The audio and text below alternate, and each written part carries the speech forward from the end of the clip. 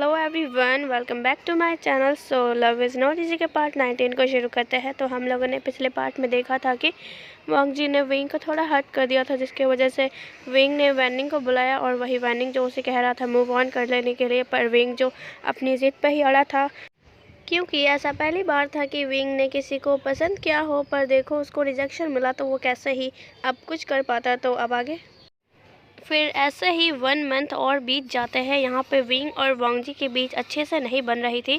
यहाँ पे विंग बहुत कोशिश तो कर रहा था वांग जी से बात करने के लिए, पर वांग जी हर बार काम काम काम, बस काम के चलते ही विंग से बातें करता था। वरना जब भी विंग उससे पूछने की कोशिश करता कि वो ऐसा क्यों कर रहा है, पर वांग जी उसको इग्नोर करके चला जाता था। इस बात से विंग बहुत ज़्यादा हर्ट रहने लगा था। उसका काम में भी मन नहीं लग रहा था और ना ही वो कुछ करता था। तो इस बात का फ़ायदा उठाते हुए जो मैडम यू और मैंग्याओ है ना, वो बहुत सारे प्लान बनाते रहते थे विंग को हटाने के लिए कंपनी से। और विंग भी जो है वो इतना वीक हो गया था कि वो अब किसी भी चीज़ को झेल नहीं पा रहा था।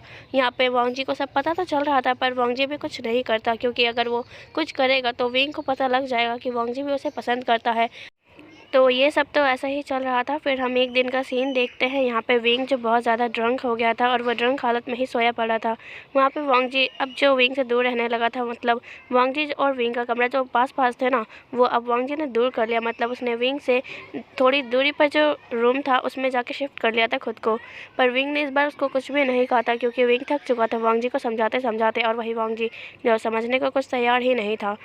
तो विंग फिर नेक्स्ट डे का सीन देखते हैं। विंग जो सोकर उठा था, उसके सर में बहुत ज़्यादा दर्द था, पर फिर भी वो किसी को ये चीज़ बताता नहीं कि वो कितना ज़्यादा पेन में है। वो ऑफिस जाता है, ऑफिस में जाकर भी वो ज़्यादा काम नहीं करता, वो बस हेड डाउन किए हुए ही अपने टेबल पर बैठा हुआ था। ओ सॉरी, टेबल नहीं, मतलब चेयर पर बैठा हुआ था। उसने अपने हेड को टेबल पर रख रखा था। तो तभी उसके डोर पर नॉक होता है, मतलब उसके कैबिन का, और वांग जी बाहर ही था। वांग जी भी ज़्यादा ध्यान नहीं देता, क्योंकि वो एक एम्प्लॉय ही थी। विंग अंदर आने की परमिशन दे देता है, तो वो एम्प्लॉय अंदर आती है। वो एम्प्लॉय जब विंग को ऐसे देखती है तो वो पूछती है कि बॉस आपको कुछ चाहिए क्या। तो यहाँ पे विंग कहता है कि तुम्हारा काम क्या है, यहाँ पर क्यों आई हो। तो वो एम्प्लॉय कहते हैं कि मुझे एक फ़ाइल पे आपके सिग्नेचर चाहिए बस। तो विंग उससे वो फ़ाइल लेता है उठकर और देखने लग जाता है, पर उसे कुछ दिखाई नहीं देता, क्योंकि उसके सर में बहुत ज़्यादा दर्द था और वो बहुत ज़्यादा, मतलब इन दिनों वीक हो गया था, ना सही से खाता था ना सही से पीता था, इसलिए उसको देखने में भी प्रॉब्लम हो रही थी। वो फाइल को पढ़ने की तो कोशिश कर रहा था, पर उसको हर एक चीज़ ब्लर नज़र आ रही थी, यहाँ तक कि वो एम्प्लॉय जब विंग को इस तरीके से देखती है तो कहती है कि बॉस आपको कुछ हुआ है क्या, मैं कुछ हेल्प करूँ आपकी। तो विंग कहता है नहीं, तुम बस इतना ही बता दो कि ये किस चीज़ के बारे में है, क्योंकि मुझे फ़िलहाल के लिए कुछ समझ नहीं आ रहा है। तो इस बात का फ़ायदा उठाते हुए वो एम्प्लॉय जो कहती है कि आपने कल हमें जो प्रोजेक्ट सौंपा था वो उसी की फ़ाइल्स है, मतलब ये इसी की फ़ाइल्स है, तो मुझे इस पे आपके सिग्नेचर चाहिए ताकि हम आगे उस प्रोजेक्ट को कंटिन्यू कर सकें। तो विंग कहता है सच में यही है ना।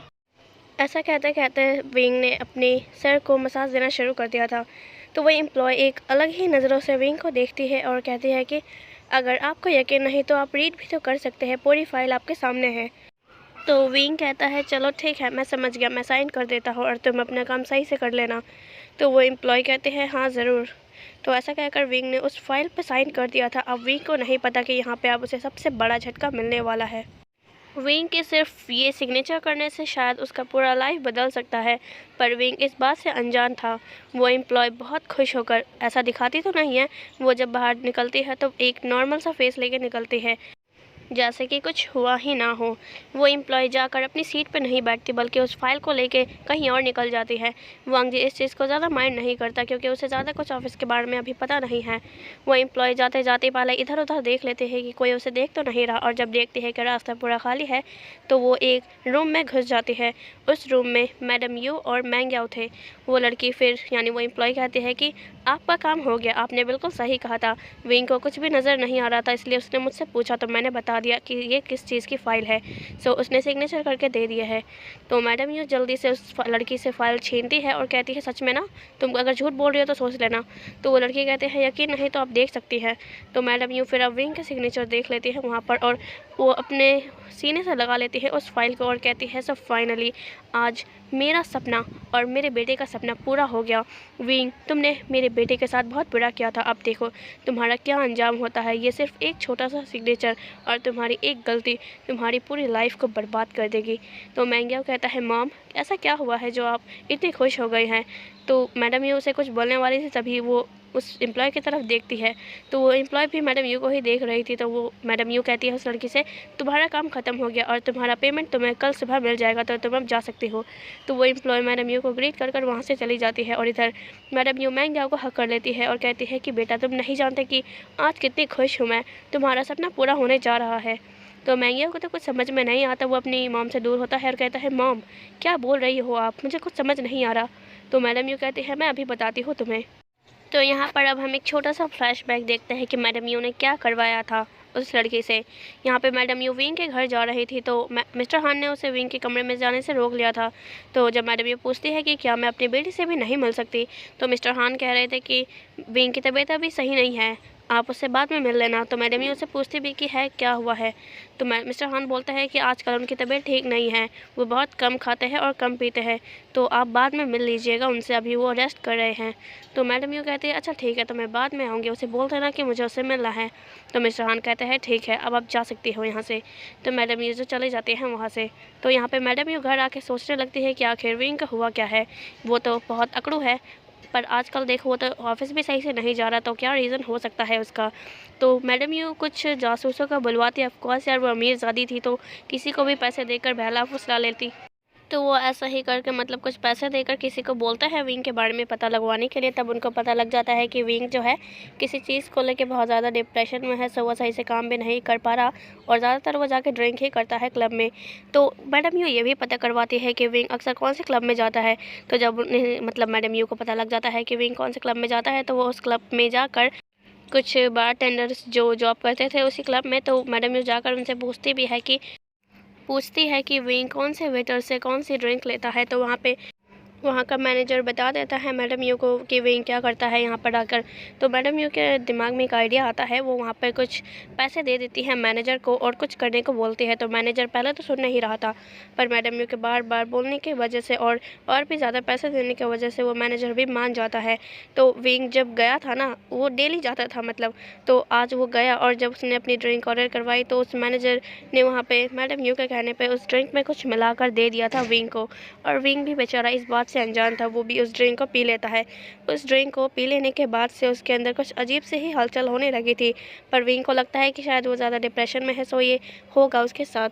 तो वो इस चीज़ को भी ज़्यादा माइंड नहीं करता और वो डेली आकर मतलब पीता था, और वो मैनेजर हमेशा उस ड्रिंक में कुछ मिलाकर उसे दे देता था। तो इस वजह से विंग को ज़्यादा वीक पड़ने लग गया था और उसकी आँखें की रोशनी वो भी कम होती चली जा रही थी, जैसे कि उसे कुछ दिखाई ही ना दे। तो बस अब मैडम यू को इंतज़ार था कि विंग को कम दिखना शुरू हो जाए, ताकि वो धोखे से उस पेपर पे साइन करवा दे। तो ऐसा ही होता है। फिर मैडम यू जो पता लगवा लेती है कि विंग अब कम देखने लग गया है, मतलब अब उसे ज़्यादा कुछ दिखाई नहीं देता, तो वो एक एम्प्लॉय को बहुत सारा पैसा देकर उससे ये काम करवाती है, मतलब कॉन्ट्रैक्ट पर साइन करवाना। तो वो एम्प्लॉय भी लालच में आकर ऐसा ही करती है। उसने मतलब विंग के साथ धोखेबाजी की थी और विंग को अभी कहाँ ही दिखने लगा था, तो वो कर भी देता है साइन। तो ये फ्लैशबैक अब यहीं एंड होता है और मैंग याओ कहता है, तो मॉम मतलब अब ये पूरी कंपनी हमारी है ना। तो मैडम यू कहती है, हाँ हमारी ही है। तो फिर मैंग याओ कहता है, तो चलो ना विंग को हटाते हैं उस सीट पर से, क्योंकि अब तो मैं वहाँ बैठूंगा। तो मैंग याओ कहते हैं, इतनी भी जल्दी मत करो बेटा, कल कॉन्फ्रेंस में सब कुछ पता लग जाएगा। तो सुनो, तुम एक काम करो, अपने जितने भी दोस्त हैं उन सबको बुला लो, आज पार्टी मेरी तरफ से है। तो मैंग याओ जब बहुत खुश हो जाता है और अपने सारे दोस्तों को बोल के ये चीज़ पार्टी में बुला लेता है। तो अब हम नेक्स्ट डे का सीन देखते हैं। विंग जो ऑफिस में बैठा हुआ था, तभी वहाँ पर शोर मचाते हुए मैंग याओ आ जाता है। मैंग याओ को इस तरीके से चिल्लाते हुए देख विंग अपने गार्ड्स को कहता है कि मैंग याओ को बाहर धकेलो यहाँ से, पर उसके गार्ड्स अब सुन नहीं रहे थे उसकी बात। वांग जी तो अभी खैर नहीं था यहाँ पर, क्योंकि वांग जी को एंजल वर्ल्ड में बुला लिया था सीफू ने, क्योंकि सीफू को भी कहीं ना कहीं अंदाज़ा हो चुका था वांग जी के बारे में, तो वो उनकी खबर लेने के लिए बुला लेते हैं उसको, वांग जी को। तो यहाँ पे वांग जी नहीं था और वांग जी ने जाने से पहले भी विंग को बता दिया था कि वो 2-3 दिन के लिए नहीं रह सकता यहाँ पर, उसे कहीं जाना है। तो विंग ने भी ज़्यादा कुछ नहीं बोला और उसने जाने की परमिशन दे दी थी वांग जी को। तो यहाँ पर हम देखते हैं जो विंग की बात गार्ड्स नहीं सुन रहे थे, तो विंग कहता है, क्या तुम लोगों को अपनी जॉब प्यारी नहीं है, मैंने कहा मैंग याओ को यहाँ से बाहर धकेलो। पर उसके गार्ड्स कहते हैं, माफ़ कीजिए बॉस, पर हम कुछ नहीं कर सकते। तो तभी गेट खोलकर मैंग याओ आ जाता है और कहता है, कैसा बॉस, कहाँ का बॉस, अब ये तुम्हारा बॉस नहीं है, तुम्हारा बॉस सिर्फ मैं हूँ। तो विंग कहता है, क्या तुम्हारा दिमाग ख़राब हो गया है, निकलो यहाँ से, ये मेरा ऑफिस है, तुम्हारा कोई सिनेमा हॉल नहीं तो यहाँ पे फिर वो क्या नाम है उसका मैंग्याओ। हाँ, मैंग्याओ कहता है कि अभी सब कुछ पता लग जाएगा। तभी वहाँ पे बहुत सारे मीडिया वाले आ जाते हैं जिसने विंग को घेर लिया था, और मैंग्याओ जो साइड में जाकर खड़ा हो गया था और बोल रहा था कि पूछो इससे सवाल जो पूछना है आप लोगों को। तो मीडिया वालों को देखकर यहाँ पे विंग थोड़ा डर जाता है। विंग कहता है कि ये क्या बदतमीज़ी है, आप लोग इस तरीके से कैसे आ सकते हैं अंदर। तो मीडिया वाले कहते हैं कि हमें पता चला है कि आपने अपनी पूरी कंपनी अचानक से मैंग्याओ के नाम कर दी है। आखिर ऐसा क्या रीज़न था जिसने आपको मजबूर कर दिया कि आप मैंग्याओ का नाम अपनी पूरी कंपनी कर दो। तो विंग जब ये सुनता है ना तो उसे तो अपनी कानों पे विश्वास ही नहीं हो रहा होता है। विंग कहता है ये क्या बकवास लगा के रख रखा है, मेरी कंपनी मेरी है, मैंने किसी के नाम अपनी कोई कंपनी नहीं करी है, आप लोगों को शायद गलत न्यूज़ मिली है। तो यहाँ पे मीडिया वाले कहते हैं नहीं, पर हमें मैंग्याओ ने तो यही कह के बुलाया है कि आपने अपनी पूरी कंपनी मैंग्याओ के नाम कर दी है और मैंग्याओ अब इस कंपनी का न्यू बॉस है। तो विंग कहता है ये सब बकवास है, मैंने किसी के नाम कोई कंपनी नहीं की है, ये कंपनी अभी भी मेरी है। आप लोगों को सच में कोई गलत न्यूज़ मिली है, कहीं और जाइए यहाँ से, मुझे अकेला छोड़ दीजिए। मीडिया वाले फिर कुछ और सवाल पूछते विंग से कि तभी वहाँ पे मैडम यू बड़ी स्टाइल मार के आती है अपने साथ एक फ़ाइल लेकर। मैडम यू फिर कहती है कि विंग तुम इस तरीके से कैसे बोल सकते हो, तुमने अभी तो अपने भाई के नाम अपनी कंपनी की है ना। मैडम यू को आते हुए देख अब सारे मीडिया वालों ने विंग को छोड़कर मैडम यू को घेर लिया था और कहा था कि मिसेस वी अब आप ही बताइए ये बात सच है कि नहीं, हमें मैंग्याओ ने कहीं झूठ बोल के तो नहीं बुलाया है ना। तो मैडम यू कहती है कि नहीं, मेरा बेटा कभी झूठ नहीं बोल सकता, यकीन नहीं तो मैं आप सबको खुद ही प्रूफ दिखा दूँगी। तो वो वाला कॉन्ट्रैक्ट जो था जिसपे विंग ने साइन किए थे पूरी कंपनी के, तो वो सबको दिखाने लगती है और इस बात से साफ साफ पता लग जाता है कि विंग ने अब मैडम यू के नाम मतलब मैडम यू के नहीं मैंग्याओ के नाम अपनी पूरी कंपनी कर दी। और जब विंग उस फाइल को देखता है तो उसे खुद भी यकीन नहीं हो रहा था क्योंकि उस कॉन्ट्रैक्ट पर विंग के ही सिग्नेचर थे। विंग कहता है ये कॉन्ट्रैक्ट झूठा है, मैंने इस पे साइन नहीं किए। तो तभी वहाँ पे मैडम यू आती है और कहती है कि बेटा इस तरीके से झूठ मत बोलो, क्या तुम मैंग्याओ को सरप्राइज़ देना चाहते थे इस कंपनी को उसके नाम करके। तो विंग कहता है कि मैडम यू अब आपका ज़्यादा हो रहा है। तो मैडम यू कहती है देखो तो कैसे कर रहा है, ये सरप्राइज़ देना चाहता था पर हम लोगों ने इसके सरप्राइज़ को ही बिगाड़ दिया। अगर मुझे पता चलता कि मेरा स्टेपसन मेरे बेटे को सरप्राइज़ देना चाहता है तो मैं इस सीक्रेट को सीक्रेट ही रखती। मैंने फालतू में आप लोगों को यहाँ बुला लिया, मुझे माफ़ कर देना विंग, मैंने तुम्हारा सरप्राइज़ प्लान बिगाड़ दिया। तो विंग कहता है कि मैडम यू ऐसा मैंने कुछ भी नहीं किया, मेरी कंपनी मेरी है, मैंने किसी के नाम नहीं की। और जब मीडिया वाले सुनते हैं तो मीडिया वाले अब दोनों से पूछते हैं कि मैडम यू आप कुछ और बोल रही है और विंग आप कुछ और बोल रहे हैं, तो हम किसकी बातों पे विश्वास करें। तो विंग कहता है कि ये झूठ बोल रही है, मैंने ऐसा कुछ भी नहीं किया। तो मैडम यू उसकी बातों को काटते हुए कहती है कि बस करो विंग, बहुत हो गया है तुम्हारा। तो अब यहाँ पे जितने भी मीडिया वाले थे वो विंग को घेर लेते हैं और कहता है मिस्टर विंग हमें एक बार सच सच बता दीजिए, हमें ब्रेकिंग न्यूज़ बनानी है, मैडम यू सच बोल रही है या आप। तो विंग कहता है मैं सच बोल रहा हूँ, मैडम यू की बातें झूठी हैं, ये मुझसे नफरत करती है, इस वजह से इन्होंने फेक कॉन्ट्रैक्ट बना के धोखे से मुझसे साइन लिए हैं, मैंने ऐसा कुछ भी नहीं किया। तो मैडम यू कहती है विंग बहुत हो रहा है तुम्हारा, तुम अपनी मॉम को इस तरीके से कैसे जलील कर सकते हो। तो अब मीडिया वालों के सवाल बढ़ते ही जा रहे थे और वो विंग को दबा रहे थे उस भीड़ में। विंग जो बस यहाँ से भागने की कोशिश कर रहा था तभी मिस्टर हान पीछे वाले डोर से आते हैं और कहता है कि मास्टर वी जल्दी से यहाँ पर आइए। तो विंग जब मिस्टर हान को देखता है तो वो भी पीछे वाले डोर में से निकल जाता है और यहाँ मीडिया वाले जो अभी भी विंग का पीछा करने में बिजी थे, मतलब वो भी अब बाहर चले गए थे विंग को ढूंढते ढूंढते। सो गाइस आज के लिए बस इतना ही। कमेंट करके ज़रूर बताना कि आज का पार्ट आप लोगों को कैसा लगा। तो मिलते हैं इसके अगले पार्ट में, जब तक के लिए bye and thanks for watching.